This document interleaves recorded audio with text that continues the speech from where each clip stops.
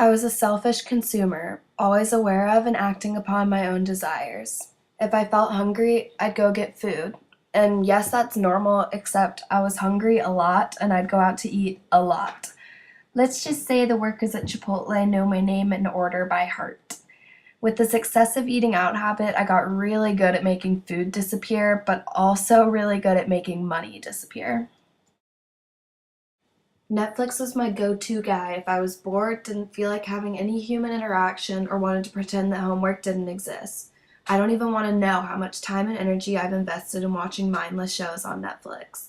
Crazy how one episode turns into two, turns into eight, turns into you forgetting to sleep for 3 days. And all along the way, there's my phone addiction. I was constantly always checking my phone. Anytime, any place, whenever I had a second when I didn't have anything to do, whenever I should have been doing something else, I was always scrolling, snapping, texting. It was like I refused to have just 30 seconds where I was alone with my thoughts. Then one day I stumbled across Peter Weiss's quote: "The important thing in life is to pull yourself up by your own hair, to turn yourself inside out, and see the world through fresh eyes." I felt the urge to really look at myself, and when I realized what I saw, I decided I needed to turn myself inside out in order to see the world through these fresh eyes that Weiss spoke about. And just like that, the idea of the Less Project was born. The life I was living was extremely comfortable, but it also wasn't how life was intended to be lived. It was all about me and my wants, my own desires.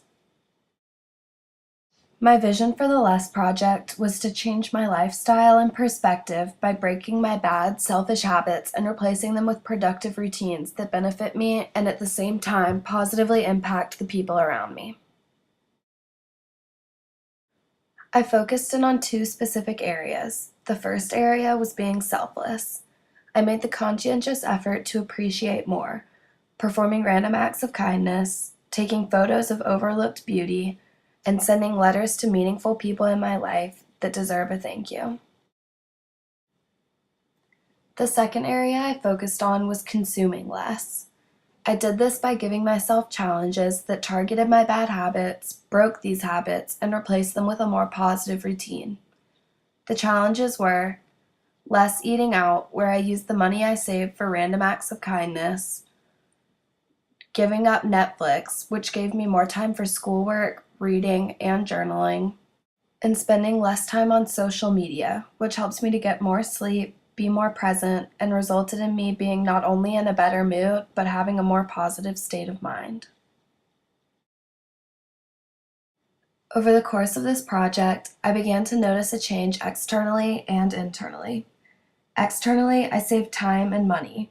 I also saved myself from these selfish habits and saw a noticeable shift in my lifestyle. Yes, it was hard to break my bad habits and complete the challenges, but once I did, I felt my need to eat out lessen. I found I'd rather read or be with my family than watch Netflix for hours, and I didn't care about checking my phone as much. Internally, with my focus shifted from myself to appreciation for my life and the relationships I have, I felt my mindset change as well. I began to see the world in a new light. It was so refreshing to be pulled out of this hole where everything was about my wants and needs and to be able to actually positively influence the lives around me. Some people I reached out to over the course of my project decided to write on my blog ways in which they too could implement less into their lives.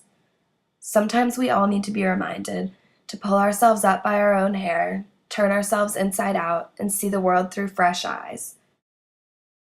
Where could you implement the Less Project into your life?